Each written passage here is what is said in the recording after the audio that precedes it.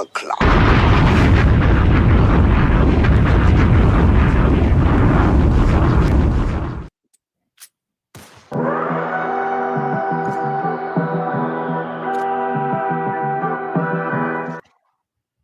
Yeah. Are you ready? Are you ready, family? What's good? What's going on, fam? It's your man, VKJ, and we are back, baby. We back. Once again, Ruthless Roundtable. We in the building, fam. How we doing? It's your man, VKJ. We are back, fam. We are back. Are you excited? Are you excited? Season 5. We are about to get into it, fam. Definitely hit that like button, fam. If you are loving Tyler Perry's Ruthless, hit that like button, hit that share button. Yeah. We are back. And you already know we're going to do this. We're going to get right into it because we got to cover 3 episodes, season 5, episode 1 through 3, live discussion. I'm getting so excited hitting my mic. It's time to get into it, fam. But let me do this. Let me bring up the squad. If you're ready to see the squad, definitely hit that like button. Put some 7s in the chat. I see you, family. It's time. It's time for the Rockadoochie family. All right, let's get it. Let me bring up the squad. Who we gonna bring up first? Let's bring up, my partner in rhyme, crime, and the whole 9. Listen, I can't do this without the number 1 ruthless addict herself. You know what I'm saying? That's that's tenderoni. She ain't no phony. Let's get into it, fam. It's your girl, Tika Deshawn. All things ruthless in the building. What's good? What's good, y'all? We're back. What up, Jay? What up? We're back. That's right. Ruthless Roundtable in the building. Tika Deshawn is in the building. And guess what?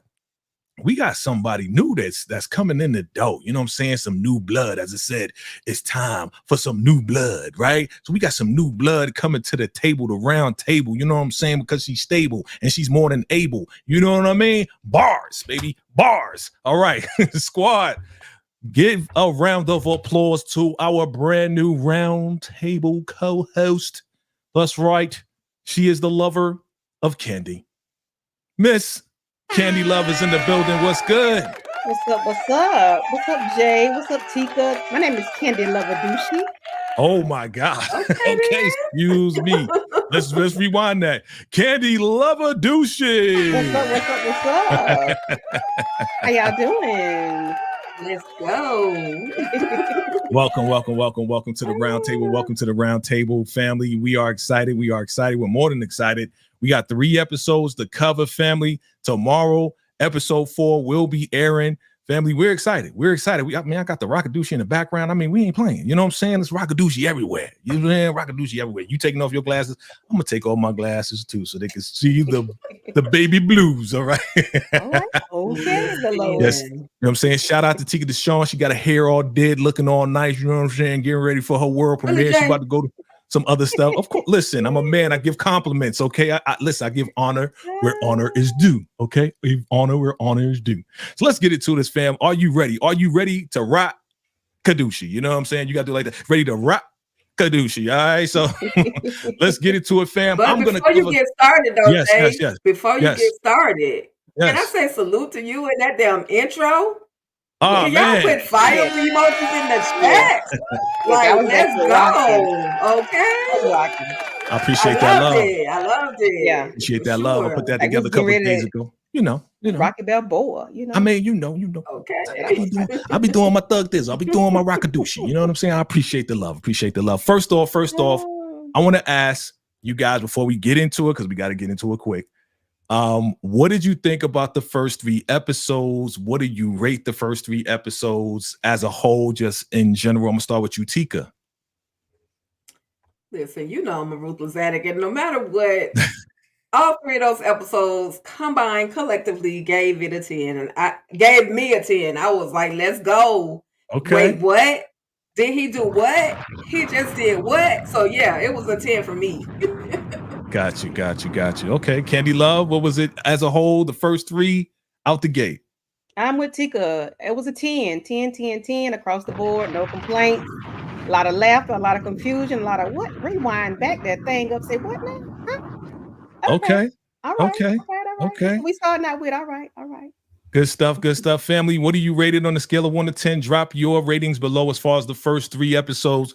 Drop them below. I gave it a 9.9.9, and I'm going to tell you why in a minute. But let's get into it, fam. I'm going to be the first one to start off. We're going to start off with episode 1. Let's get into it. Ruthless Roundtable, episode 1.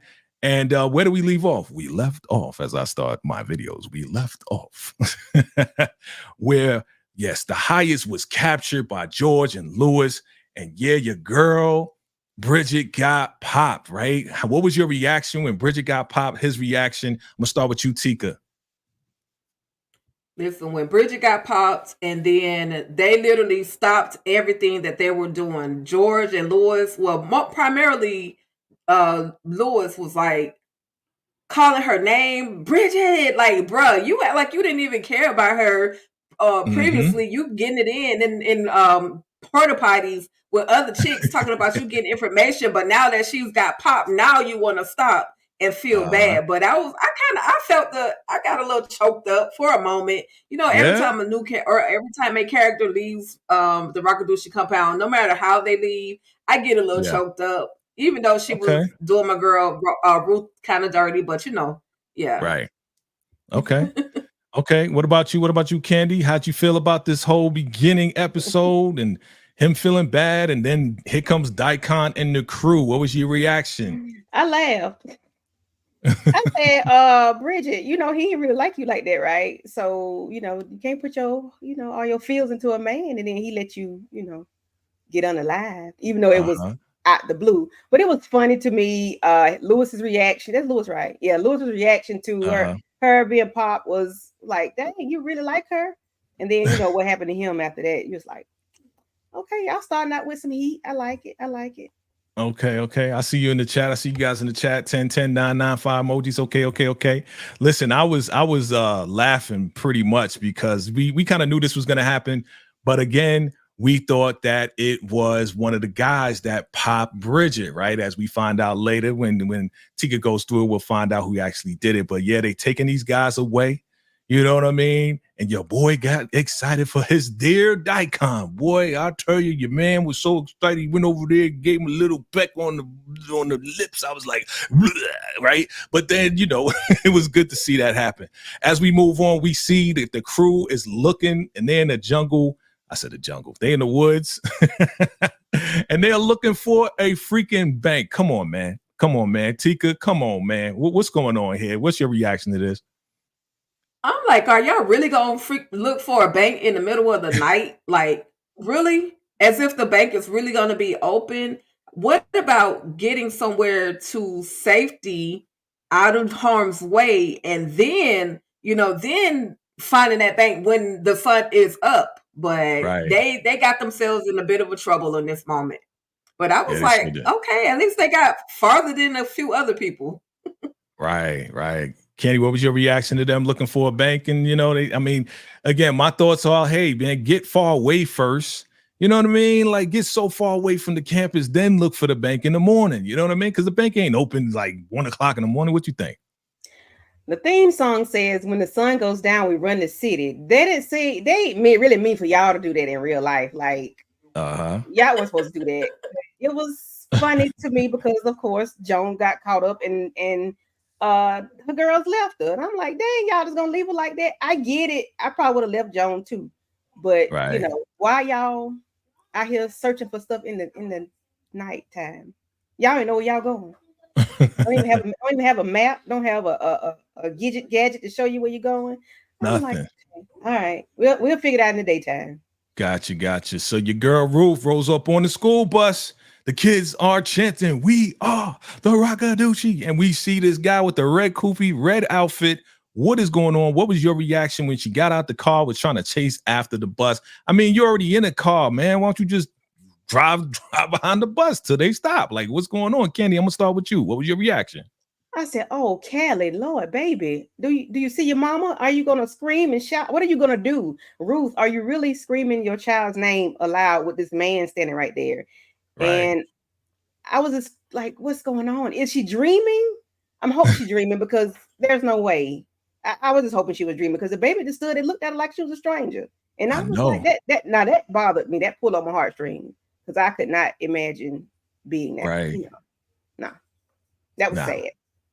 Tika, your reaction to this right here, man. I mean, Bridget, Callie looked kind of weird, though, coming looking at that window like that. I mean, look at her, man. I mean, she looks like she is a zombie at this point. Tika, what you think?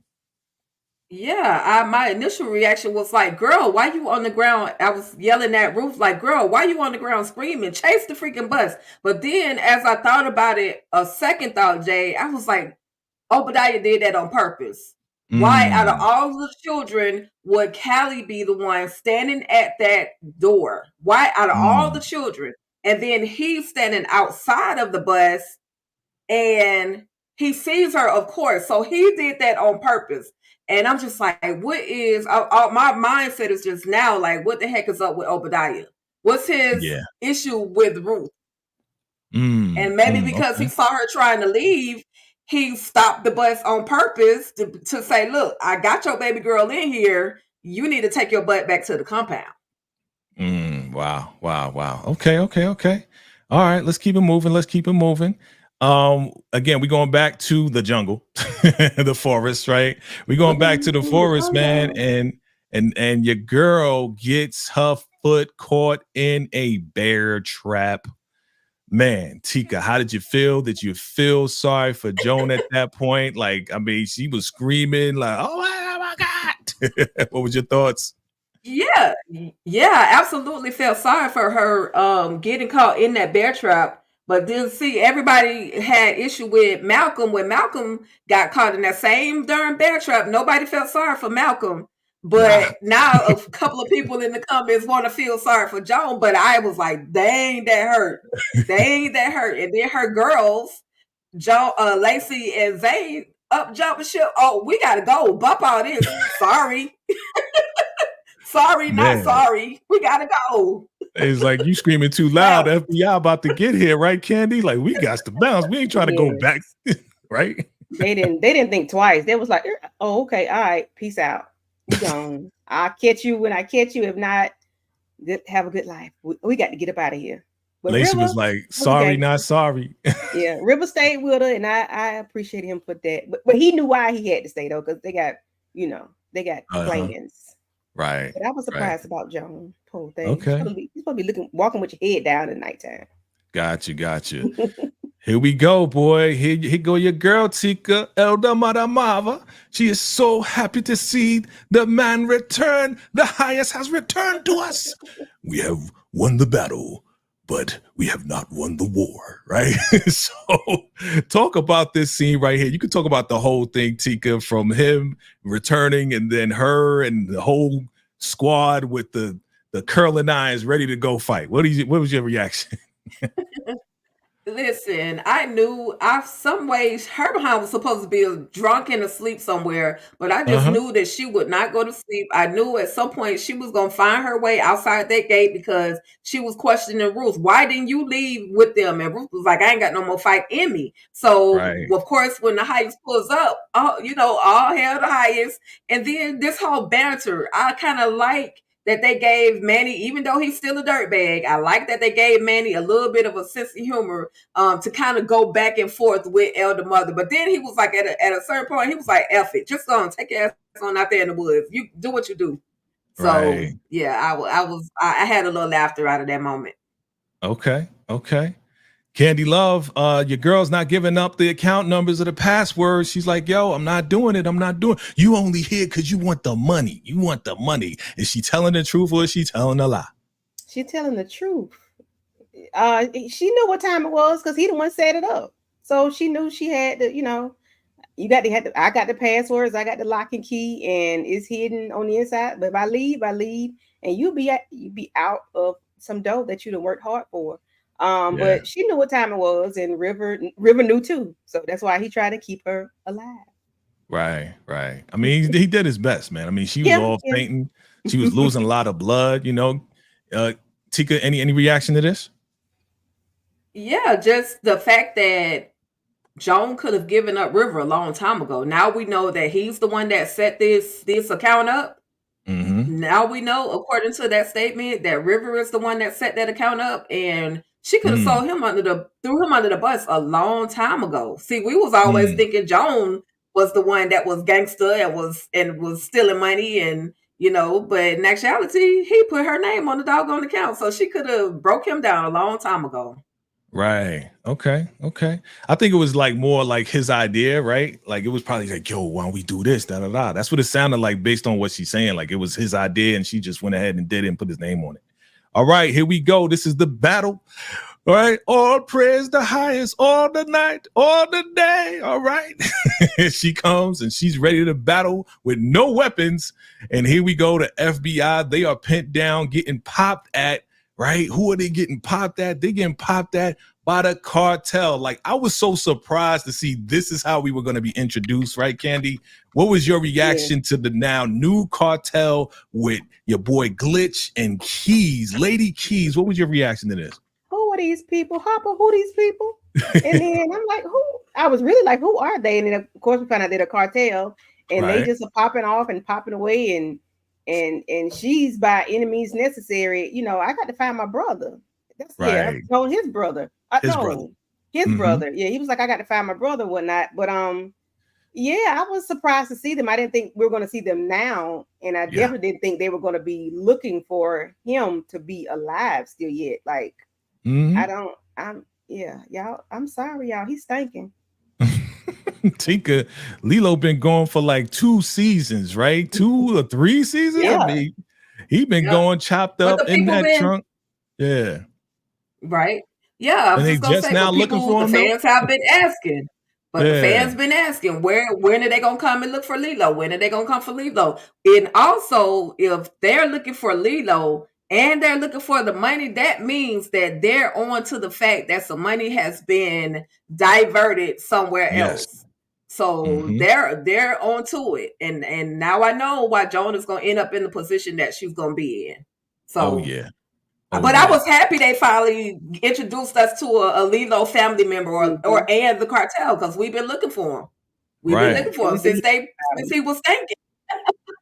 Oh yeah. And we found out from Miss Keys that her agenda was to take out the highest finally. She's like, we could finally take out the highest. So it wasn't just about the money, wasn't just about Lilo, it was about taking out the highest and I guess getting whatever money that they have on the canvas. So they know, just like you said, Tika, they know that they've been taking the money. So here we go with Sister Mary and Sister, I think her name was Angela or something like that, but she gets popped, stray bullet, bow. She is on the ground. She is done.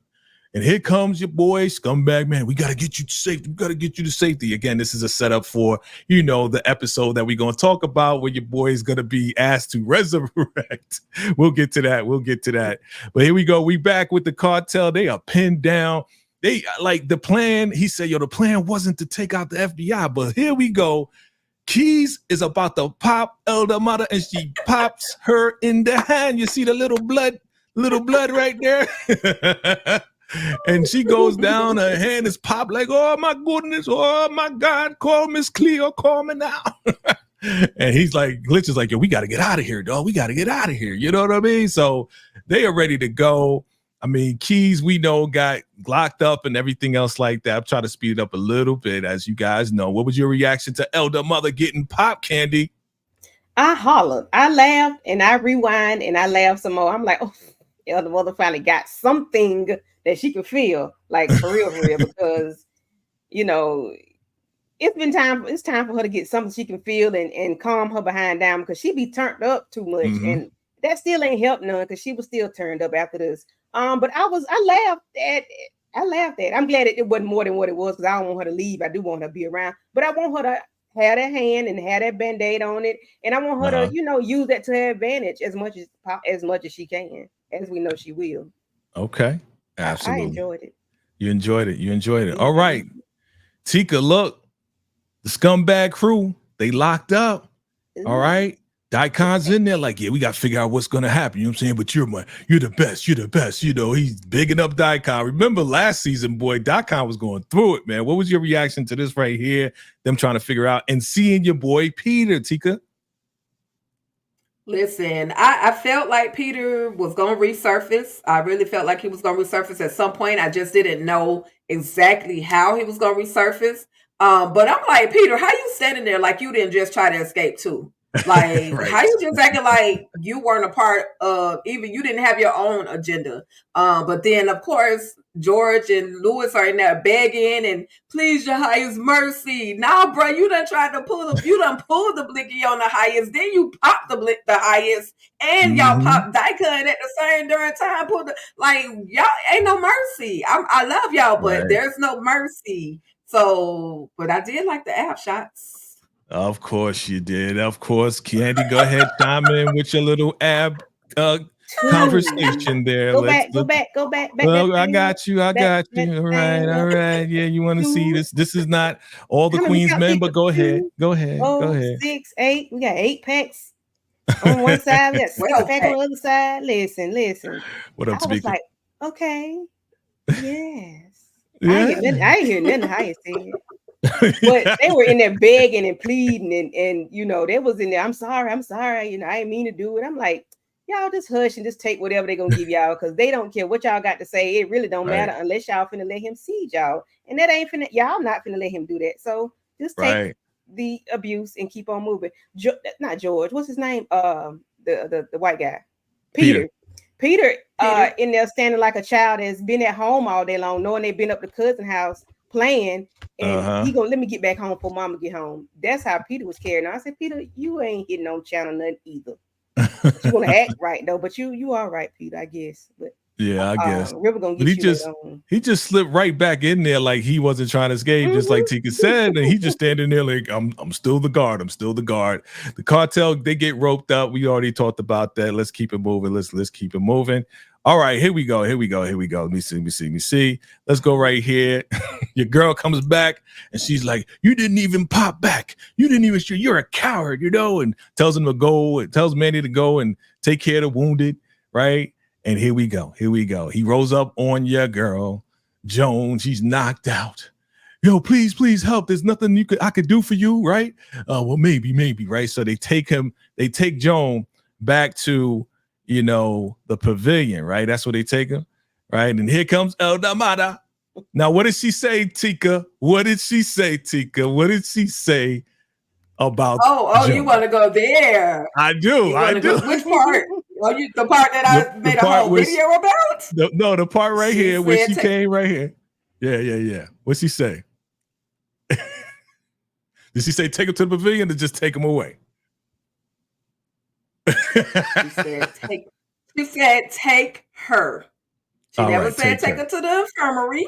Okay. She never said, I was just saying, she said take her. And they because basically that conversation was that the highest wanted everybody over to the pavilion because he had a message or a prophecy or his little welcome back service.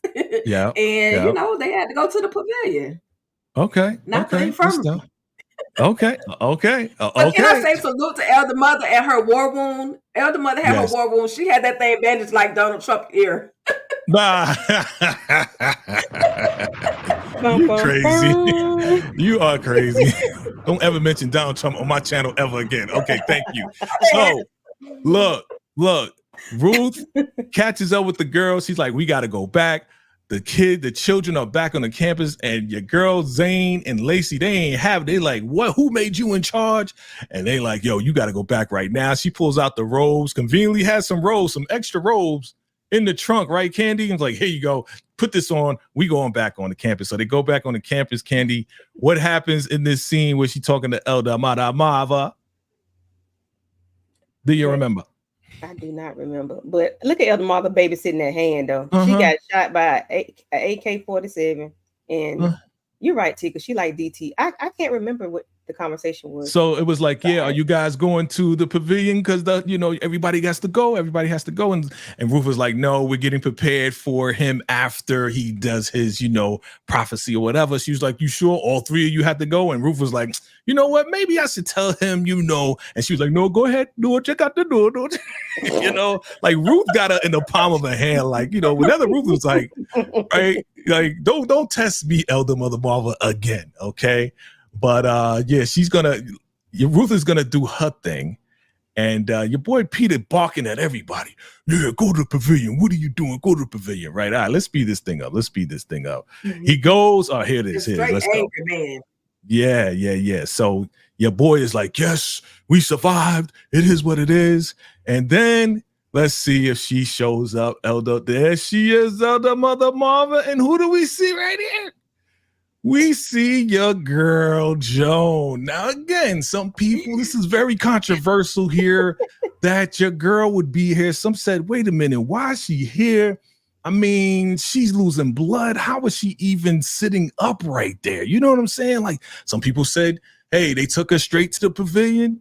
I mean, not the pavilion, the infirmary. And some people are like, yo, why is she here? Is this a bad cut? Whatever it is. But again, Tika said, she said, take her away.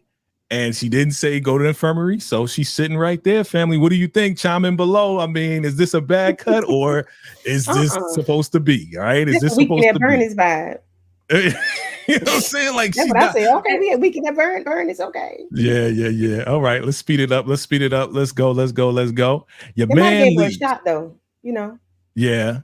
Your man leaves and guess who? But go ahead. All right, cool. I was just gonna say, Marva gave her. She wanted them to go to that prophecy because she was thinking, well, another injury, and then she was like, well, maybe the highest's prophecy or his message or whatever could actually heal the wounded, and the highest says the same thing at his prophecy. So that's it, y'all. Gotcha. Okay, cool. So here we go. All hail the highest. All hail the raccoon. Your girl got the lingerie on looking real good. All right, y'all want to talk about abs? I'm going to talk about my girl. You know what I'm saying? She right behind me. There she goes. She right behind me. Yeah. All hail the highest. She ready. Daikon like, what the hell you doing here, yo? Because, you know, he thought he was going to be alone with the highest, right? And she's like, I'm here to celebrate the highest. What'd you think about this whole scene, Candy? Run it down, top to bottom. I was like, are we going to see anything? Of course, we did not. But so Ruth is very conniving, deceitful. She has a way with words. She got him to want to have a menage a trois. Oh. And of course, we know Daikon is going to be cool with it because he wants the highest and he wants Ruth.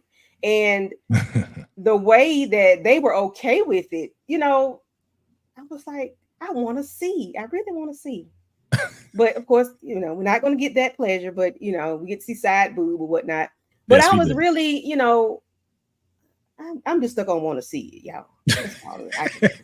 But I was shocked that they would do that, you know, a 3-party participation. Yeah. Tika, were you shocked about that? I wasn't shocked. Were you shocked? No, I wasn't shocked. I was waiting for it to happen. Like, give me some action. Like, we get to see the highest and Ruth all the time. Go ahead and throw Daikon in there. Let's see what he got. Let's check out his back action. I mean, I'm just saying. Just see what he's got. But at the end of the day, you know, Daikon, he finally gets something that he actually wants, just like Candy says. He wants Ruth and he wants the highest as well. And so he got 2 in 1. I was not shocked that once the highest said, come on, Daikon, join us. Yeah. He knew that the highest was sincere about him joining them. So that was the moment he was able to dive in. Right. Yeah. Elder Mother Marva comes and says, there's a man here. And I don't know who he is, but he says the children are here. And here we are back in the pavilion. Who is this guy, man? Ooh, I present to you Obadiah. And yes, here we are with Mr. Obadiah, okay? The red kufi man that was on the bus, man. He jumped on the bus, man, and brought the kids back home, man. And here we are, the children of the new paradise. We are the Rakadushi, right? What did you think about this? I'm going to start with you, Tika. What did you think about this introduction and this guy, Obadiah? Oh, God. I'm like, where did Obadiah really come from? Who is Obadiah? How is he connected to the highest? But then he marching. We already was introduced to him when we saw him standing by that bus, but to actually get a name and then to get the children following along with him. And now we know he's the headmaster over the little kids. He done turned these little sweet little beings into some monsters now. So Wow. Oof. Wow. I was just like, whoa. And then when we got the mom that stood up, Alexis, she stood up and was calling live, live, live. And I'm like, girl, if you don't sit down somewhere, do you not know you could get snatched up for that? Right. Right. Candy, you no what's your longer have a reaction? child.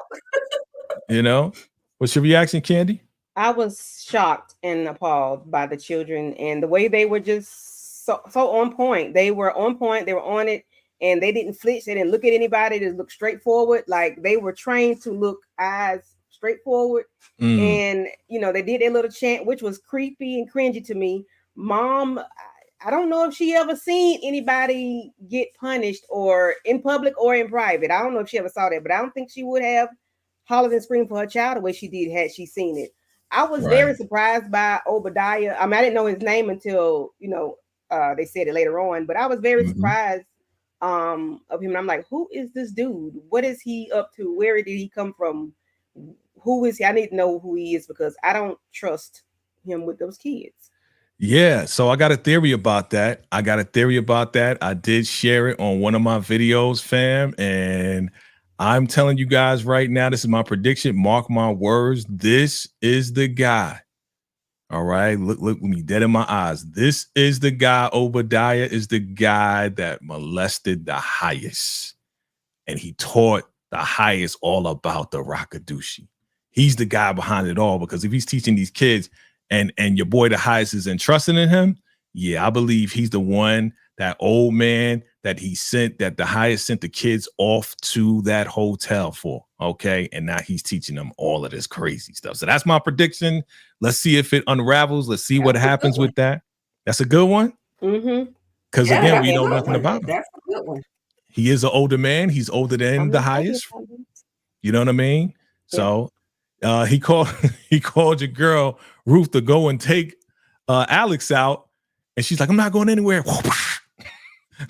Now, apologize to the highest, right? So she apologizes in the whole nine.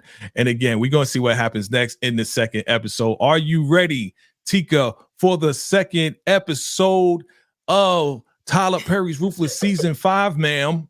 Got the glasses on. You ready? Absolutely. You ready? I got to put my glasses on so I can see, because I can't see nothing. I can't see y'all comments or nothing. So shout out to the chat. Shout out to the chat. So here we go. Tika is going to take over. I'm going to bring up your slides, ma'am. And we're going to get right into it. And you can go ahead and do episode 2. Okay, so episode 2 leaves off from episode 1, where they're all in the pavilion. We see the children in the pavilion now. The highest is going to tell Obadiah to take the kids away, and he's also going to tell Ruth, go handle Alexis. But when he calls Ruth, y'all, she looking, let me see if I got that. Yeah, she's looking like kind of shocked, because she sees her baby girl Callie as well. So the highest kind of has to call her multiple times to snap her out of that moment. So either Candy or Jay, which one want to go first? What were y'all thoughts on Ruth and her reaction to seeing baby girl Callie? And her name is not Callie anymore, it's Ruby. Right. I was laughing at Ruth, because Ruth was just like, huh? Like, she ain't here to hide. She's like, I know you're not calling on me to go handle this chick. You know what I'm saying? Like, I really don't want to do it, but I got to do what I got to do. So I could understand why, Alex was just like, yo, this is crazy. This is crazy. That's my baby. Like, I think this is the first time she's seen her in a long time, just like Ruth is seeing Callie, AKA Ruby. So I think it was a big shock. Candy, what were your thoughts on that moment? Like Jay, I understand why she didn't do it. Because she didn't want to do that in front of for one, she didn't want to do it in front of the kids, I would think. But she was stuck on stupid, because she was looking like, I know you ain't calling me. Like, who, my name is what?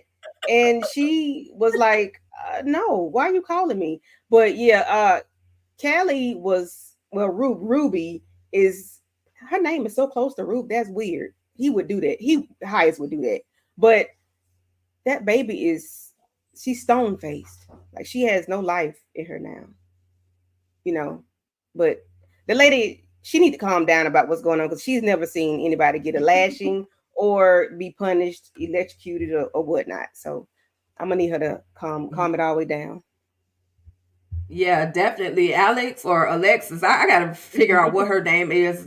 But she's definitely in Tally mode. If y'all remember way back in season 1, when we saw Tally was just like this. She wanted her baby, she wanted her child, and so now we're seeing a whole new Tally. So then you guys, everybody was talking about this comment or this situation where why the heck is Lacey laughing at everything? I'm like Jay is gonna trip out when he see his girl has snapped. That's my explanation behind the whole laughter out of nowhere. Talk to me, Jay. How did you feel about seeing your girl back on the Rakadushi compound after being literally coerced on getting back on the Rakadushi compound by Ruth? I felt bad for her because I knew eventually she was gonna snap. I knew eventually it was gonna happen, and for her to be smiling and laughing at this whole situation, which is not a laughable situation, that's how you know she's gone. So I felt bad for my TV wife. I was like, baby, I know you've been back and forth on the campus. They took you away. The guys went all up in you, then you came back and the guys went all up in you. And then you almost got stabbed through being stabbed, and then you had 18 other guys just digging. I mean, I felt bad for my wife. You know what I mean? We need to get her off of that. All right, free Lacey, but she already snapped, so now we got to take it to the rubber house. It's just terrible. Absolutely, yeah. She has definitely snapped and flown the cuckoo's nest. But Candy, I want you to talk to us about the moment where we see Ruth and she has made her way over to the children, but of course Obadiah is there and he's like, basically, what you doing over here? Like, I already know who you are. I know you supposed allegedly pregnant. Like, what is your what do you want? And just let me know how you feeling about that whole moment. Okay, he got to go because he was mad disrespectful. He was like the one that you get to keep or something like that. Like, she's not yours anymore. Like, Callie's not hers anymore, but then she's expecting one now. But if you get to keep it, I forget exactly what he said, but I'm like, sir, if you don't hush your mouth, what are you doing? Ruth will take you out of here. You just don't know. Just you wait and see, your time is coming. But she could, it's like they don't want to, I guess, because they know that's her child. They don't want them to look at the kids, and I get it, but like, sir, what are you doing with those children? Because you are too possessive, you got too much going on. And I didn't like the way he didn't want, of course they don't want anybody looking at the kids or whatever, but maybe certain people can be around the kids, like they had Bridget and all those other ladies last season with the kids, watching them and teaching them and things. But when it comes to Ruth, but I guess because her child is there, she cannot have any contact, can't even look at the kids or her child or none of the kids. But I just didn't like the way he handled Ruth. I can't really exactly remember the conversation, but I do know he mentioned her, that's no longer your child, and then the one you still have. But yeah, he got to go, and Ruth gonna take him out. I know she is. But you know what, and I definitely think you're right, Candy. But also he sees right through Ruth. Like, everybody has been captivated by her. Daikon has been captivated by Ruth, as well as the Hyas. They both have been captivated by her. However, Obadiah, it's like, I see right through you. I see you for who you truly are. So I've got a feeling who she really is going to come out later on in the season, but I'm afraid for Ruth a little bit. I'm kind of afraid for her. You think she might have worked for him or for his people, maybe, or something? Like, I won't say so much as that she's worked for him, but I think he's seen people. He's a teacher. He says he's a teacher. So he knows people. He knows how they move. He knows, when they're trying to run game on you. So I think he sees that aspect of who Ruth really is. So all I can say is I fear for her. But then, okay, Jay, your boy, the Hyas, he needs the cocoa, he needs the powder, he needs a little hits. Usher me, your man's what he need the spoonful. Talk to us, Jay. What were your thoughts on this man? Your boy need the magic. He need the magic man. Listen, my guy, the highest. Listen, I'm under a lot of pressure. I mean, he's worrying about everything. He's worrying about Andrew snitching. He's worrying about them finding about Brian and Lynn. He's worrying about, the FBI being at the gate. He's worrying about, the people turning their back on him and turning against him. And he's worrying about the wounded and more about this. And he's worrying about a whole lot of stuff. He needs the magic. Like this time, I'm like, go ahead, bro, because you under a lot of pressure, brother. You know what I mean? Go ahead, do what you need to do. I'd rather you get some of Rufe's magic than get the magic. But hey, they had to do what he had to do, so he had to get the spoon out and just do what he needed to do. You know what I'm saying? But again, it didn't. This time, it didn't. I don't see the after effect affecting him. I don't think he gave him like too much. I think he just gave him a little something just to take off the edge. Because usually when he gets a little something, he's like out for like all day. You know what I mean? So this was like a little dosage that he gave. Definitely. And he's definitely aware that the cartel is on his tail. Okay. I don't know how he knew. Yeah. So let's see. We're gonna jump because I know we got three episodes. This right here, how y'all do my boy Aaron like this? Desiree and Cal, y'all dirty. This man was out there waiting for so much time to hear something about his wife Laura, and y'all ain't say nothing. But salute to my boy Aaron. He finally got on a clean outfit, and then unfortunately they tell him that unfortunately, it was some crossfires, some situations happened, and your girl, she gone. Candy, talk to us about that moment. No sympathy, no empathy, no nothing. And y'all know who I am. Y'all know who my father is, and y'all want to play on my top like that? Oh no, I got something for y'all. But I didn't like the way they handled it. They didn't care. They just told him what they had to tell him. And, the lady probably still alive and breathing. Who knows? I don't know. We didn't see her. But they just didn't care how they handled him, and had him waiting all that time. And they are on a mission, and sir, you are not a part of the mission. But I just didn't like the way they handled it. But of course, this is television. I'm not supposed to like it. Yeah. Absolutely. Y'all in the chat, if y'all feel sorry for Aaron, drop some what's your theme? Some fire emojis, Jay, or some purple hearts or something. R.I.P. Laura, but I just feel more purple hearts, but I feel more empathy for Aaron versus Laura, because Laura was like all in. She was ready to go to the raccoon. Yeah. Definitely. You have any thoughts on this, Jay? Oh no, I'm good. I felt bad, just like y'all. I agree. Okay, cool. So this dude right here, Mr. Puke 'em Ups, ain't used to blood, ain't used to how you a soldier. He reminded me so much of oh God, what was the Clark? He reminded me so much of Clark, because Clark was gagging everywhere, and he literally just took his place. But Daikon was like, how are you even a soldier? So anyway, we're gonna see Peter. Peter's gonna pull up, and of course he lets Daikon know, yeah, I was hiding, but I was trying to wait so that I could redeem myself out in the woods. And we find out that he's the one that unalived a traitor, which was Bridget. Either one of y'all can rock out with this. Let me know your thoughts on this whole conversation and the fact that we find out that Peter was the one that did the unaliving of Bridget. Yeah, I was surprised. I was like, your word, he did it. I mean, we talked about it. We had a couple of people in mind, right? We thought it was Daikon. We thought it was the sharpshooter that they found in the jungle, right?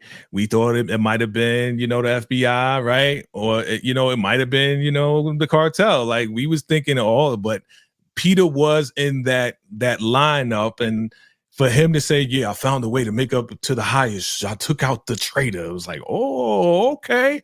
Well, you ain't going nowhere because your boy Daikon forgives you. He's telling the soldiers, this is a real soldier right here. You know what I'm saying? Daikon, he in a whole different space right now. And I do like him in this space because he's like trying to bring up the morale of the people again. Because again, we took a whole lot of losses with, everybody getting popped and the wounded being around and everything else like that. He's trying to get the morale back up. He's trying to get it back. But to hear this news right here, oh yeah, Daikon, boy, he's happy as hell for Peter. So, I was okay with that. I was okay with Peter being the one and really just proving himself so he can stay safe. Because if he didn't do it, he'd be locked up with Lewis and George right now.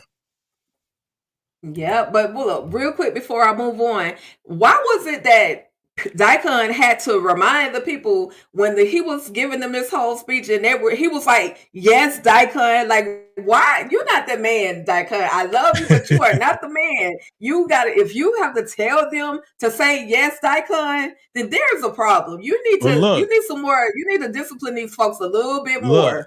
Look. Yo, your man just came out of having a threesome. He's feeling amazing right now. Okay, so when you say he not the man, no, he is the man right now. He just had a threesome with two people that he really, really loves. So I mean, you coming out, your back is straight now. I mean, you know.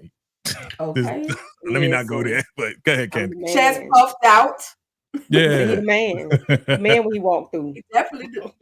Definitely. So we see Ruth. Of course, we saw her trying to get into the trailer of the highest, but Peter's like, nope, you can't go in there, you know. And then, of course, the highest most likely overhears and comes on out and has a conversation. Now, before he came out, Daikon told the soldiers to go ahead and move all those bodies to the back gate so that the highest does not see any of this. And so, of course, the highest basically tells Ruth, I heard from Obadiah that you were talking to the children, or you were over there by the children. Why were you there? So what were your thoughts, Candy, on her and the highest? I knew Obadiah was going to literally go run tell that, but what were your thoughts on that particular moment?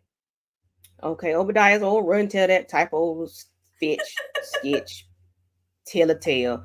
But yeah, Ruth is always quick on her feet. Ruth said, I just want to know, like, how did he teach them? How did he get them to have structure? You know, she is always quick on her feet with her answers and her responses, and they always seem to work. And the highest accepted what she had to say, and I was like, dang, Ruth, I got to be like that. Ruth came with it, and listen, he accepted it. She want to know the way. Absolutely. She want to know the way of Obadiah and the way of more ways of the Raku of how to get people in line. I guess that's what she want to do. Absolutely, yeah. She did her thing. Which was a lie. It was all a lie, okay? Because she was really going to go check on Callie. You know what I'm saying? And just trying to see what's really going on with Callie and Tally's daughter and also Alex's daughter, Olivia. You know what I'm saying? She was like, yo, what the heck is going on? So for her to lie to your boy, again, she's just another, quick one on it. You know what I mean? Yeah, that's why they call her ruthless. They don't call her ruthless for nothing, as she says. She's definitely quick to think on her feet. So then we're gonna get to the punishment trailer where the highest goes in, and when you walk in, you hear this whole tape of being a part of the Raku and just this whole ish that's being played. So this is a moment where the highest is attempting to brainwash Lewis as well as George, and he tells them, I'm not going to unalive y'all because we need soldiers. So basically, we're going to reprogram you to turn your behind back into a real Rakadushi soldier. Now, of course, Lewis is big mad because he's like, well, why she not being tied up or punished or whatever the case may be? And we're in here. And he lets her know Ruth has already been reprogrammed, or she doesn't need reprogramming. She's good. Of course, she laid it down, so she definitely don't need reprogram. But I said all that to say this. This was pretty much the title of the episode, Fendi Child Famal, that crazy title. Okay, you guys, which we find out is a opera. Don Giovanni opera. Yeah. Don Giovanni is the name of the opera, and it's by Mozart. And basically, this damn opera was dragging people. Basically, all the unalive basically are gonna get dragged to hell. Okay, right. But everybody over the whole compound was able to hear that whole sound. What we're gonna say, Jay? I'm sorry. Yeah, I was gonna say I like the highest's new outfit though. You know what I'm saying? This is like, I'm season 5 now. You know what I mean? Like I'm brand new. I just had a threesome. I'm good. Let me throw on the brand new hotness. You know what I'm saying? He got the brand new hotness with the gold.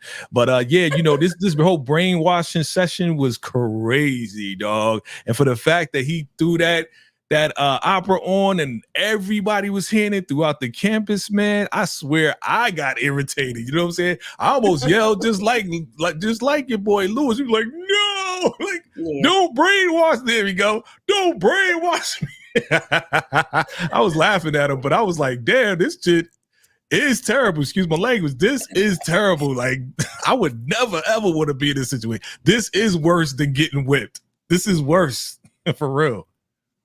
Yeah. Yeah. And then it's loud. It's not low. It's loud. Yeah. That makes it worse. If you can play it low, okay, we might be cool. Little elevator music. Oh no, DJ Khaled is on the ones and twos. No, that was too much. That was too much. Terrible. Oh my God. The highest thought he was doing his big thing. You could go to the next one, Jay. But the highest is just saying, I'm gonna play this around the compound. Like, he was excited about that whole situation. But then we got Elder Mother, and she walks into the infirmary, and Alex and Zane are in there pretending like they don't hear nothing. And Elder Mother's like, what is this? I can't do the accent. But she's like, what is this? And Zane is like, what are you talking about, Elder Mother? We don't hear anything. She's like, well, you must be going deep. Elder Mother. But the whole premise, the whole thing behind Zane telling her Elder Mother that they didn't hear anything, she was trying to get her out of the way so that she can basically go and try to look for Lacey. Anybody have any thoughts on y'all girl Elder Mother? Mama. Listen, I'm sorry, Jay, I'm gonna cut you off because you ain't coming off. Go ahead. Oh. So I appreciated Zane's response. So Zane is really catching on. Zane is becoming Ruth 2.0. Like, she had a quick response. She was like, have you ever heard of a migraine or something? Do you have migraines? You have headaches? It comes on by stress, due to stress. Like, maybe you need to go lay down. Like, I appreciated Zane for coming up with a quick 1-2 so she can handle business, and Elder Mother falling for it. Elder Mother was losing her mind. I would have been losing my mind because it was so loud. I'm like, oh my gosh. But yeah, I appreciated Zane for coming up with a quick response.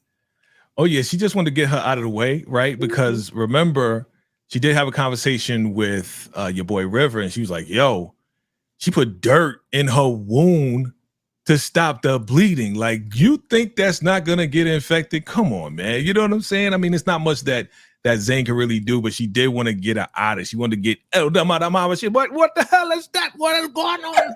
You can't hear that? You can't hear it? I can hear it. You can't hear it, girl. You're crazy. So when she said, you need to go take your ass and go lay down, it's like, yeah, I need to go. You sure? You sure? She's like, I'll let you know if somebody dies. You sure? Like, Elder Mother. Shout out to Baja, man. We love Baja, man. Baja does her thing. You sure you're gonna call me? I love that lady. Oh yeah. Oh yeah. And look how she looking like. All right, shout out to Baja. Okay, like how you don't? Yeah, shout out to Baja. Matter of fact, for those of you that like your lips to be nice and shiny and pretty, and you ain't getting infected by no craziness, get you some of that Baja lip gloss. Baja.com. I'm telling you, it works every time, y'all. That's all I'm saying. Moving right along. Quick commercial break. That's right. Right. Back to our regularly scheduled program. I'm gonna skip. I'm gonna go ahead and move right on forward to the very end, where the highest and everybody is back out there in that pavilion. Well, before they go to the pavilion, we're gonna get Sister Mary Alice Clayton, Claire Maurice come up to the highest in the middle of Ruth and the two of them having that conversation, and she's gonna say, I saw online that you basically healed the sick and so on and so forth. And so now the highest has been challenged to raise this young woman from the underworld, which she's like halfway here, halfway, she almost out the door. And so anyway, the highest is trying, but before that, we get a moment where Daikon is like, what the heck are you doing? What is he doing here? Why, we know he can't raise nobody, he can't heal anybody. And she's like, well, I tried to talk him out of it. He was like, well, it's on you if it doesn't work. So any thoughts real quick on this whole craziness? The highest, he just was into it, y'all. He was totally into it. And y'all drop in the comments definitely what y'all thought about the highest. Did y'all think the highest was actually going to be able to raise this chick from her unalive man? Yo, he really thought he was going to do it. He's so delusional, man. Like, it's crazy. He's delusional. He believes it. But everybody, like, come on. Now we know Daikon, he's not, all powerful, right? Ruth, she already knew that. Okay. But these people in the audience, they really believe in him and Sister Mary, you know what I'm saying? I saw online that you did it. Can you do it? But the thing that got me, here's the thing that got me, Tika and Candy and everybody. When he did put his hands over her and he said, rise up, you will be healed. And she screamed for 1 millisecond. I was like, yo, she gonna be like, I believe for 1 millisecond. Because she was like, I was like, oh, shit, what the blood clot going on here? So I thought that she was going to be raised from the dead. Right, Candy? What you think? I was like, so is the lady not DEAD? Is she yet alive and they just playing? Because I don't think you could do that, but okay, the highest, we're going to see. I was like, maybe the lady's still alive and she's not gone. But of course, we know I don't know what this was, what was going on. But she was leaving. She was transitioning. She wasn't all the way gone. So it was at the point where he was her sister wanted her to try to heal her, but we knew that shenanigan wasn't gonna work. No, but he was like, "You don't trust me. You don't have to do it." And she was like, "She's like, hell no, I don't trust your ass." Right. You don't have to do this. They're trying to trick you. She's already gone. Like she was trying to look out for him. You know what I mean? And you know, like, come on, man, terrible. That was exactly. And last but not least, y'all, we hear the helicopters chiming. We hear the helicopters in the sky. At this point, the Hyatts was like, we about to go to the Raku. Everybody go get your Kool-Aid. It's about to be on and popping. We about to go meet the maker. Because Desiree decided that she wanted to go onto the Rakadushi compound to try to negotiate with the Hyatts. However, Cal, being the soldier that he is, the FBI agent that he is, decided to call the air people, the strike force, to come in just to watch her, just to cover her in case something goes down. But of course, the Hyatts did not take too kindly to that. And this is where we're going to see at the end where everybody is running around, getting their glasses of Kool-Aid, and they're about to make their way to the Raku. And that was the end of the episode, y'all. Any thoughts on that particular moment? Man, let's move on. Let's go ahead and go to episode 3, man. Let's get it. All right, Candy Love, you are up. You are up, ma'am. It's your time to shine and grind and make it yours. You can make it big now. You can make it big. So you can press that little box right there in the bottom corner there. See that right there? Press that box. See that box on the screen. See on the screen? Oh, my screen is already up. This is mine. Yeah, it's already up. This you, baby. Okay. You just took it down. Oh, darn. See, look at that. It's all right. It's all right. She new to the Raku Roundtable. It's all good. Give her a round of applause. Give her a round of applause. All good. I didn't think bring that bad boy back up. Okay. Yeah, I didn't think that was me. Okay. What the hell? Nah, you brought something else up, but that ain't it. I clicked on. Okay. Go ahead. You got some IG joint up there. This ain't your stuff. I'm looking directly at your screen. Oh. Yeah. There you go. Go to YouTube. There you go. Go down. Scroll down. You sure did? Episode,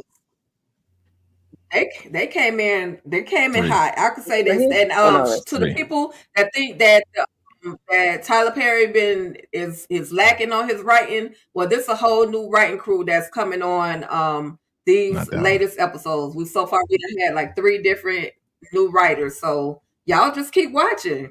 Keep watching Ruthless because it's definitely going down. Yes, indeed. Okay. I'm gonna add it. There I am. Is that the one? Mm-hmm. Are you able to control it?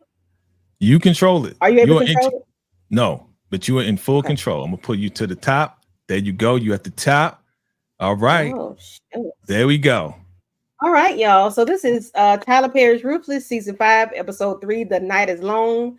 Ruth works desperately to prevent the mass suicide of the Rakadushi members. River faces threats from multiple adversaries, and the highest mounting paranoia leads to more bloodshed. Yeah. All righty. Let's see if I can get this thing going. Will I be able to work it that way? Just click it. There you go. It's playing. But that's me. That's me talking, so you got to move it a little bit.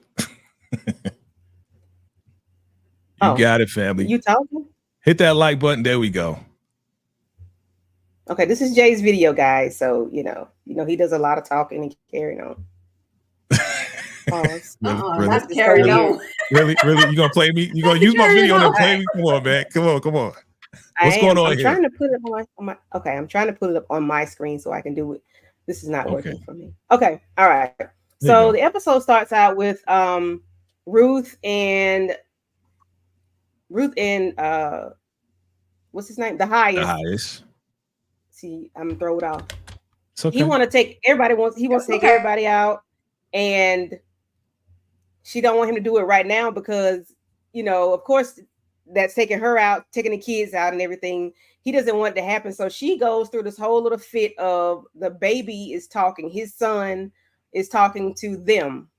Mm-hmm. And we're talking to her through her to the highest, giving him a word and letting him know that, he doesn't have to do this, that there's other things that he can do. What do y'all think about the conversation that the baby had with them or through the highest, through Ruth to the highest? Who you going to first? You, Jay. Me, Jay. Okay, Here I am. So this was this was wild to me, right? Because yes, they about to drink that Kool-Aid. They about to get out of here. And your girl Ruth was like, I cannot allow this to happen. I just found Callie. This can't go down the way it's going down. You know what I'm saying? So when she fell on that ground, I was like, oh, Ma, your son is trying to talk to you. Yeah, right here, your man, the highest was telling Manny to put the strap on her. He was about to take her out. But when she went down on that ground, it was like, oh my God, your baby, your son wants to give a prophecy. I was like, okay, here we go with that Oscar-winning performance by Ruth Truesdale. Boy, I was like, okay, I want to see what's going to happen now, right? So this was definitely funny at the same time. I was like, all right, what you going to come up with? Because you got to come up with something real quick, Ruth. What's going to happen next? Yes. So, Tika, what are your thoughts on this right here with Manny having the blicky pointed directly at Ruth? Yeah, I knew the highest told him to. Yeah, he's gonna be absolutely obedient to what the highest is telling him. But can I just go back just a second and just say I was hoping Ruth would let him just get a sip of the Kool-Aid. Just let it get to his lips and down just a little bit down his throat. I was hoping. But yeah, Manny does what he's instructed. He's trying to make sure that he doesn't get unalive, popped, whatever, just like the others who made the mistake of thinking that the highest was somebody to mess around with. Right. And he threatened her. He was threatening her like, I'll take you out if you don't believe that I am who I am. We going to the Raku no matter what. One way or another, we going to this Raku. So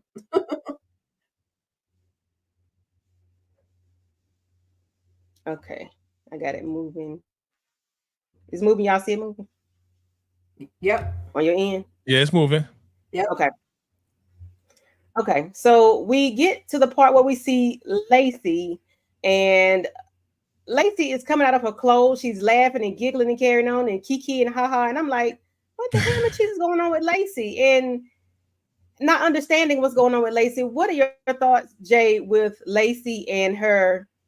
I'm not going to say shenanigans because we know she's going through something right now. But what are your thoughts on Lacey and her, the way she's going through the emotions of what's going on with it? Because I know she really snapped, yo. Like it's a wrap. Like I am so afraid for Lacey right now because who knows what she's going to do. Again, we saw the trailer. There's a lot of other things going on that I'm totally like scared for her. Like she's going to do something crazy to hurt herself.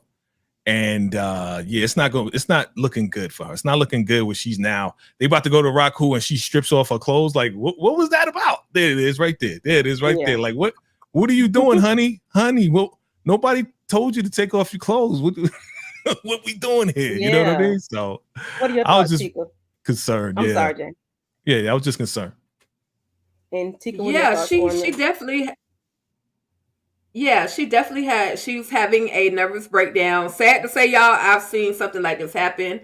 Where the whole laughing for no reason, ain't nothing even funny, but the person is laughing. So I knew at that moment that poor Lacey, she had done snapped, and nobody is like, girl, put your clothes back on. Everybody is so engulfed in what Ruth and the highest has to say. And so shout out to the one came through with a prophecy. That's the name of the baby. So shout out to the one from coming through with that prophecy. But yeah, Paul Lacey, I really, really, really empathize with her. I really empathize for her. That's just too much. You gotta think about it. She's been everything had what could go wrong with Lacey did go wrong with Lacey. Just like Jay mentioned earlier, she's been not almost, but sliced a little bit. She's been popped. She's been essayed multiple times. And so, it was bound to happen. It was just bound to happen. Okay, cool beans. So so we get to the part where we see, let me see if I can get it to go. Elder mother and is being stripped of her duties from the kitchen, and Ruth wants her in the infirmary. So we know that in the infirmary, in the kitchen, that there are the highest's medications and medicines and things that keep him sane and cool and calm and collected throughout the day. So Tika, what do you think Elder mother is thinking when of course we know she's not happy about being stripped of her kitchen duties, but why is the kitchen so important to Elder mother? Because the elder mother loves to feed the highest. Only her food is good enough for the highest. So now her duties of giving the highest his food, putting that medication in his food, has been stripped away. She can somewhat control the highest, but now her ability to even control the highest has been taken away. You have been demoted to the infirmary, elder mother. So she just has that attachment. She's always felt like she's the only one that can actually care for the highest, and by her taking that power, taking that power away from her, it's like now I'm not there to help the highest. I'm only caring for other people. So, right. So, and Jay, what do you think Ruth is going to do with the kitchen by it being now? He's going to be satisfied with her food, or is there another alternative or motive that's going to go on with this? Well, I think her taking over is to guarantee that no more, stuff goes into the food for the entire campus. Because remember, it's not just the highest; she's cooking for the entire campus here. You know what I'm saying? So she's been wanted that to stop anyway. She definitely doesn't want, to keep giving the highest stuff. So now she's in total control of that. So with all of that being said, it's like, okay, well, now we're not going to give him any more stuff because he'll feel good and then turn around. The after effects, the side effects of the stuff makes him erratic, makes him angry, makes him crazy. And he starts doing crazy stuff. So we've seen that over and over and over throughout all of the season. So now she's in total control of that. Yeah, and that has played multiple times, but we've even seen her sprinkle the dust on the food while they're serving the people, the breakfast, outside. So she really was thinking it's like salt or something, or like some seasonings. Like, nah, bro, that's some cocaine. You know what I'm saying? So we get to the part where we see Barbie and Ken, because I can't remember their name. Barbie and Ken are outside. Desiree and Cal.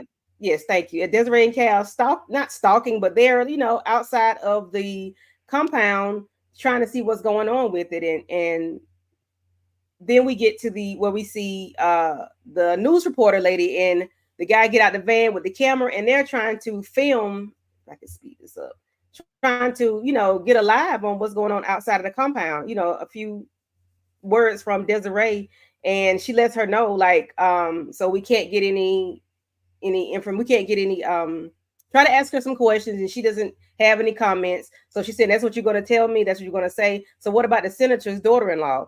What about that? So you're really not going to say anything to me? You're not going to respond? You're not going to talk? And of course, she really doesn't have anything to say. It's like she's letting them know it's off limits, it's no-fly zone, and there's nothing for them to say. So Jay, what are your thoughts on this lady? Who is she going to be to Desiree and the FBI, or will she be something to them?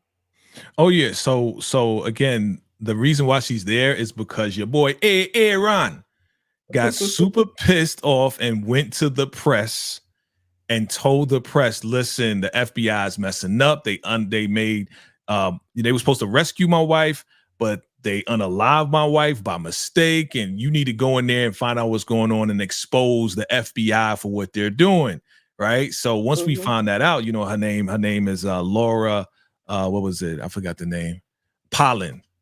Senator Pollen, Laura Pollen, Aaron Pollen. You know, there it is. So yeah, she's going to, I mean, we saw the trailer.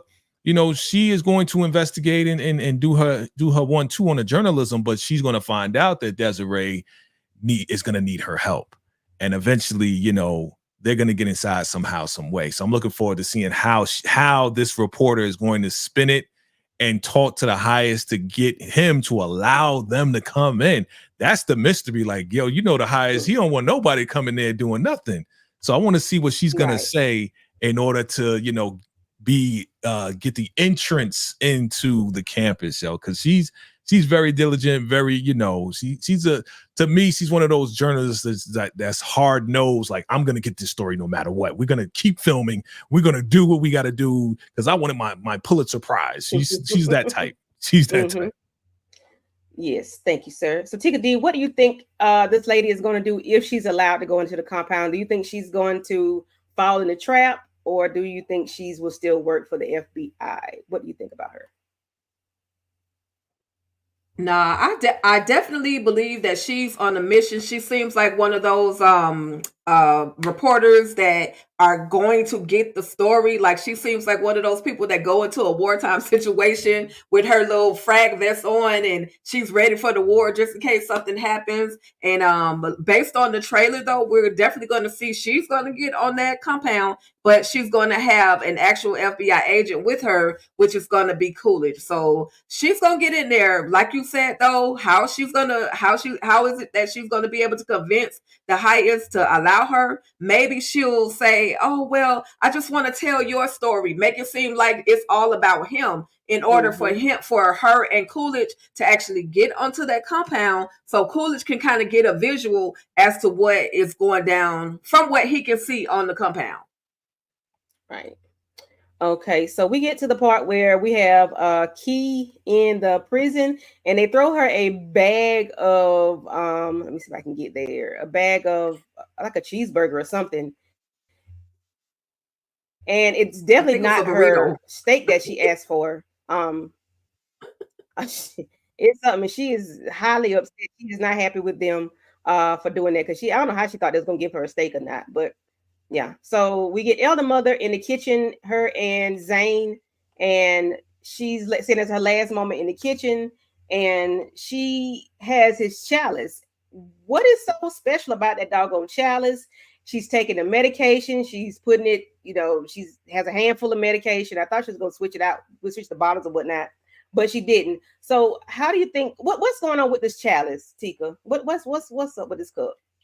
Is it because it's the highest cup? It's just, yeah, definitely. It's definitely because it's the highest cup. His special chalice is gold. It don't look like all the other plastic paper, blue, pink, and yellow paper cups that they gave everybody else. So it's something special. But not only in that moment does she want to clean the highest chalice, that's a way for her to get by herself so she can take the highest pills up out the kitchen. So the highest is about to wreak havoc on everybody. Elder Mother knows exactly what she is doing, and it's literally gonna go down. Sneaky, look at her, just sneaky, the damn devil.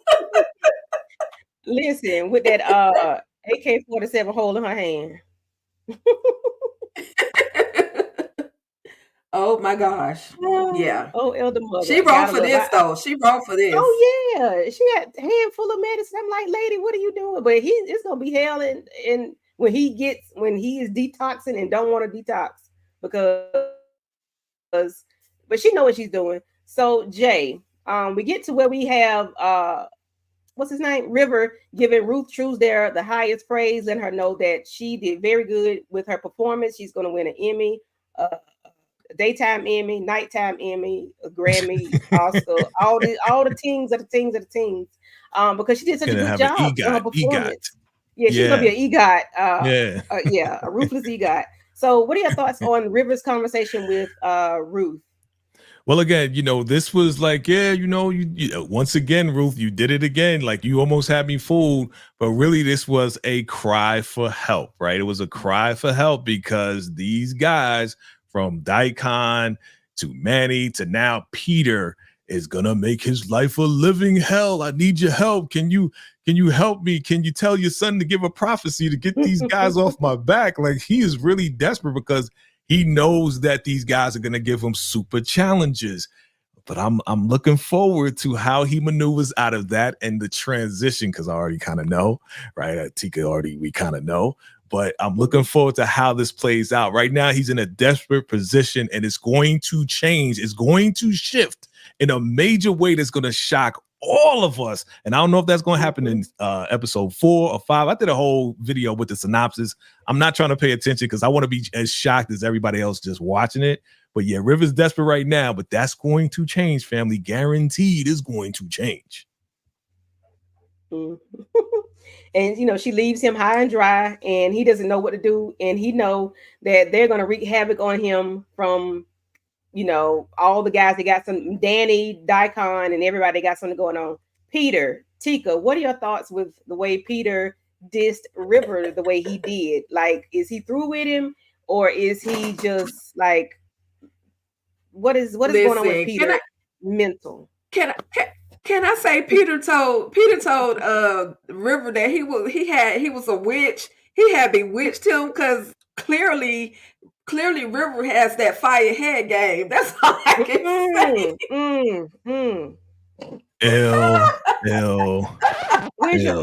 And so he's got to play it off like he don't love River no more, bro. You just told this man you loved him while you was trying to flee to Rakadushi, and now that you're back in good with Daikon and the highest, you trying to shake him off. But we know, River did that thing, y'all. Oh my god. He did something. I'm gonna try to get this train going. So we get to to the infirmary, and we, Elder Mother trying to get the ladies, let them know what they need to do, get everything going, get this train rolling. And we see Joan over here, she's still knocked out. Like, poor Joan. Not Lacey. What's her name? Zane said she has used the bathroom, and Elder Mother let her know, like, to take so long, like, hurry up, go and come on right back. Of course, we already know what she was going to do. Jay, but did you think what Lacey was going to do when she had to go use the bathroom out of the blue all of a sudden? When Zane. Sorry, yeah. Zane. Yeah. So Zane went to go use the bathroom, and she told her that because she's going to go check on Lacey. That's what I like about Zane. Zane is always checking on people, always trying to be helpful in the whole nine. But she has to get around the evil Elder Mother Mava and what she wants her to do for the Raku. You know what I'm saying? So she has to play the role like, Elder Mother, you're in control. You're in total control, but I got to go to the bathroom. You know what I'm saying? I got to go do some stuff. And, Zane's just going to be sneaky to be helpful. She's being sneaky to be helpful. That's what I like about her. Mm-hmm. And Tika, what are your thoughts on the Elder Mother trying to give Joan some elderberry juice? And like she's trying to take care of her, but you put dirt on her wound. So what are your thoughts on Elder Mother and her care for Joan? I was like, Elder Mother, if you don't get your witchcraft dirt saving behind up out of there, they don't put the wrong person in the infirmary to save anybody's life. She got them old school remedies. I think she thought she was Jesus when Jesus put the mud on the guy or the clay on the man's eyes, and he was able to see again. I thought she thought she was gonna put the dirt on her wound and heal her, and then had the audacity to check her. Oh, you feel hot? You got a fever? Yeah, because you made her sick. Literally. So now the whole elderberry is supposed to help. I don't know how much help it's going to do for Ruth. I mean, for Joan, y'all. Oh, Joan. Who knows if there's like worms or little creatures in that dirt, all of that stuff. Like everything that's not supposed to be in her body is now in her foot. Like, come on, man. Yep. Straight staph infection. Okay. So we get Daikon coming up with a master plan for River. He wants the highest is upset. He's turned up, and he's everybody looking at him like he's crazy. And he knew he couldn't resurrect the lady, but he got people looking at him like he's crazy, and he doesn't like that feeling, and he knows, there's a lot of things going on. He's not happy. He's changed the outfit too, by the way, because that's not what he had on earlier. But anyway, we got Daikon. He got that brand new hotness, yo. He got all that money. They went and got the outfit. They got the another outfit on. And on top of that, he got a new weave. You know what I'm saying? He went to the hairdresser. Praise the Raku for the new hair. Praise the Raku. Because he bald as hell. So we get, Daikon coming up with a master plan to kind of keep the highest kind of calm, cool, and collected. And of course, we know River is part of the middle person of that plan. Little does he know. And he's letting him know that, okay, we have some people out here that are gone. They need to be, either they're unalived or he wants to finish taking them out. What are your thoughts, Tika, on Daikon using River to make the highest feel better, and of course to get back at River? Yeah, Daikon is a whole dirtbag for this, but that's what he does. Rather than that whole punishment be turned on him, he decides to get it turned on to River. Now, of course, we know a long time ago it was William that was enduring all this punishment, but now it's River. So this is how Daikon kind of lives to fight another day, by sacrificing River. And we know, we've seen how gruesome these punishments, these moments with the highest that River can be.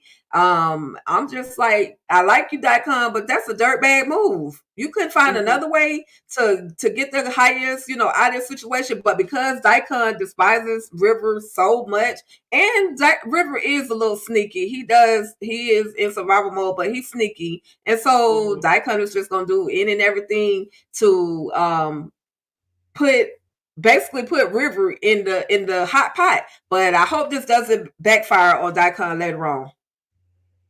I agree. So Jay, poor baby, look at my baby crying, man. Oh my God. Like, you don't even have to ask. Like, I already know what you're gonna ask. My baby just cracking up and she's singing, and this is just bad, yo. It's just I mean, I could, again, like I said in my video, I can understand though. She is going through hell and back like 3-4 times. Yeah. 3-4 times, Candy and Tika. Like, if you went through what she went through, man, you be cracking up just like that too. You know what I mean? So we praying for my baby. Free my baby. Free her, please. Had I had my slides, I would have zoomed in really, really well on her mouth. Because my question was, how many teeth does Lacey have, Jay? Oh my God. She got just enough teeth to kiss me. Kiss her husband. Okay. She got a beautiful smile. She got a beautiful smile. Very beautiful. Like, she's beautiful. Yeah. She's a very beautiful young lady. She's gorgeous. I agree. Yeah. Tika, what are your thoughts on Zane and how she, was caring for Lacey and just like trying to understand what's going on and wanting her to be okay? Like, what are your thoughts on Zane being very empathetic? I feel like Zane understands everything that Lacey is going through. Zane has been a victim as well. She's endured a lot. She even had to get a little bit of a punishment from Ruth. So she knows, even though her punishments were not as bad as Lacey's, but they were still something that she understood. She also understands the want to leave the Rakadushi compound. She knows what it feels like to be almost off of the compound and then have to come back. She also understands the moment of having that breakdown, because I do still believe that Zane did have a breakdown when she popped Josiah in the 3rd season. So she feels it. And that's also, not only that, they're like sisters. They're actually friends. She's not just somebody she knows or she sees walking in passing. Like, they've actually created a bond. So she's got empathy for Lacey, and she just, she wants her to be okay. So and keep the hope that one day when they do get off the Rakadushi compound, they'll be able to be together as friends, sisters, So I empathize with both of the ladies. It's crazy though. Shout out to Elise Willis though. She freaking killing it right now. She is. Shout out to Elise, definitely. Mm-hmm. Yes. So I'm gonna skip over to where we have River. he's finally getting where he can lay down and relax. Of course, he's awakened by Daikon. But before that, we get Daikon talking to scumbag Manny and letting him know that he wants him to help him with something later on. And of course, we do find out at the end of the episode what that is. So River is laying down, trying to rest and relax, and he is waking up by Daikon, and letting him know that the highest wants to see you. The highest asked me to fetch you. He's in a foul mood. Jay, what are your thoughts on the way Daikon delivered the message to River? I'm about to call Daikon scumbag Daikon because he knows exactly what he's doing. Like, I can't wait to hear what the highest is going to do to you, because we know when the highest is in a bad mood, he be taking it all out. He be whipping your boy, putting balls in his mouth, and just been like doing all, chaining them up, whips and chains. He do all types of stuff to River, man. He really abused your boy. He make your boy do ballet dance. Like, he does a whole lot of stuff to your boy. I mean, he also watches black and white movies with him, but that ain't gonna happen this time, because your boy needs to get his stress out on somebody, and your boy Daikon knows it. And he's a scumbag for doing that to your boy. Like, because he suggested it. Yeah, why don't you take this out on River? Might as well take it out on somebody. Might as well him, right? You like him, right? Yeah. But yeah, let's talk about this caller. Let's talk about that. Yeah. So Tikadushi, what do you think about Desiree calling Daikon? How did she get his phone number? Like, what's going on? Do you think she's going to be part of the Raku in the FBI way? Like, what is she going to do? I definitely don't think she's going to be a part of the Raku. I think she's trying to redeem herself by any means necessary. She effed up majorly, even though she didn't know that there was somebody, a third party, like trying to come in and infiltrate the Rakadushi compound. But she messed up either way. She lost a couple of civilian lives, lives that shouldn't have been, taken. She even lost one of her own agents. And so she's trying to redeem herself. So she picks up this phone, and the way she probably got the number for Daikon, they only have one little tower in the area. And, they can figure, it's the FBI. They can figure, let's figure this out and call him. Call a phone. We don't know who's going to answer, but we're going to call a phone that's pinging close enough on this Rakadushi compound. And so, unfortunately, he hangs up. He give her the dial tone. Mr. Telephone Man, something wrong with my line. She hung up on him, or he hung up on her twice, 3 times if you're nasty. He was just wrong. He just like, I don't talk to the FBI. He's rude. Rude. So we're gonna skip on over, trying to end this thing. Hold up. We are missing a very important part. Go ahead. This is the part right here. 2 parts to this that I pointed out in my video. One is when Daikon did finally pick up the phone, he said out loud, "I don't talk to the government." The first person, in fact, both of them heard at the same time, was Manny and River. Now, again, I believe that this is going to be River's advantage to use this information, to use it against Daikon in the future, which is going to be part of the major shift that is going to happen in a good way for River. And then Manny's looking at him like, yeah, you don't talk to the government, but you talking to the government. You know what I'm saying? Right. So we're going to see, because again, for River to actually bring this up to the highest real quick, he's going to need a witness. Now, again, Manny he was a witness earlier for Daikon, well, for River, when he talked to Daikon and said, yeah, it's true. River was out there helping the wounded because I found him with Joan, trying to help Joan out of this bear trap. Right? So now Manny, he's probably going to come through for River again, because he's going to want a favor from River once River transitions. So, yep. Okay. Yeah, and then Manny was looking at him, side-eyed or whatnot. Yeah.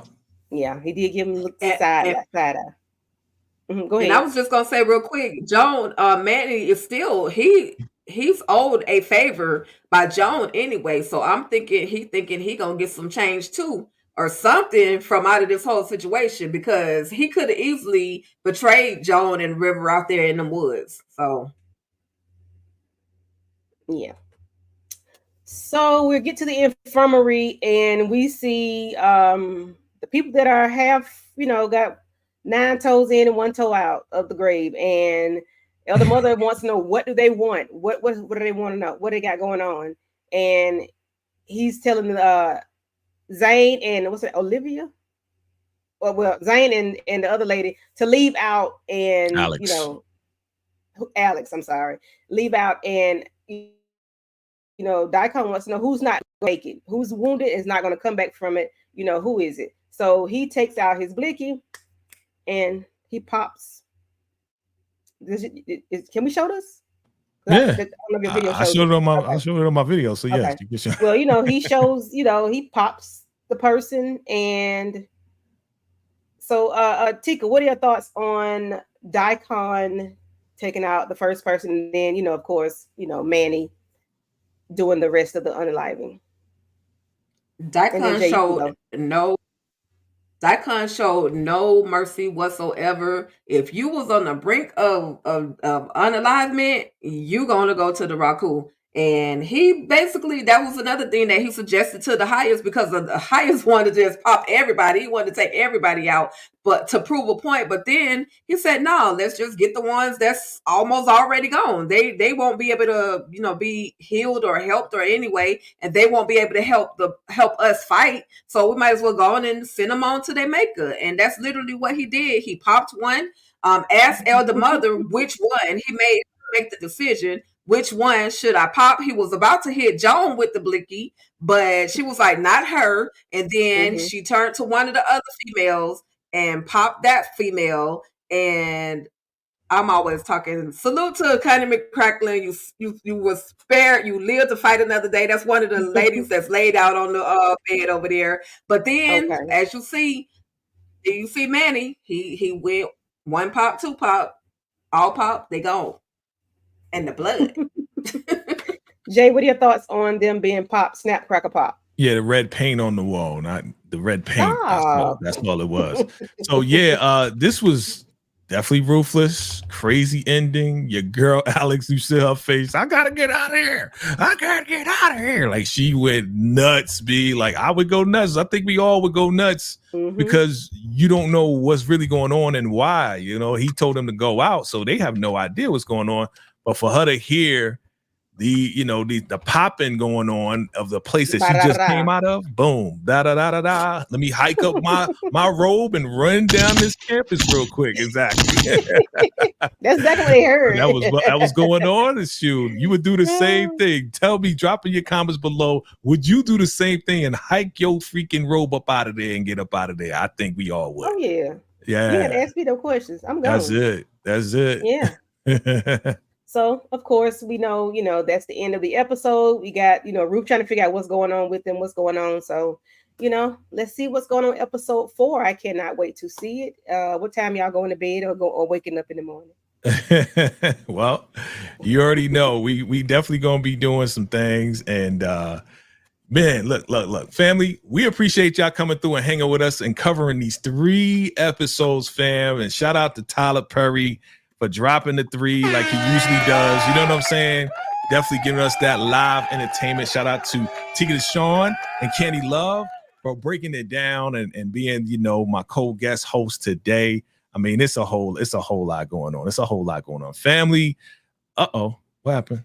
There you go. I don't know where you went.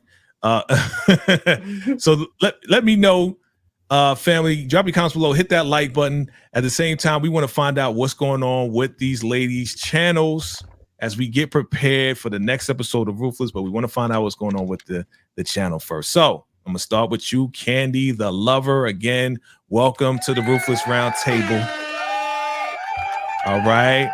Thank you. And what's going on with your channel, man? Let the people know who you are, because I think this is the first time you meeting, the Roundtable family. You know what I'm saying? I mean, they know VKJ, they know you've been on Tika Deshawn's joint as well, but now you official, you here, you know what I'm saying? Straight off the job, rocking with us. So let them know what's going on.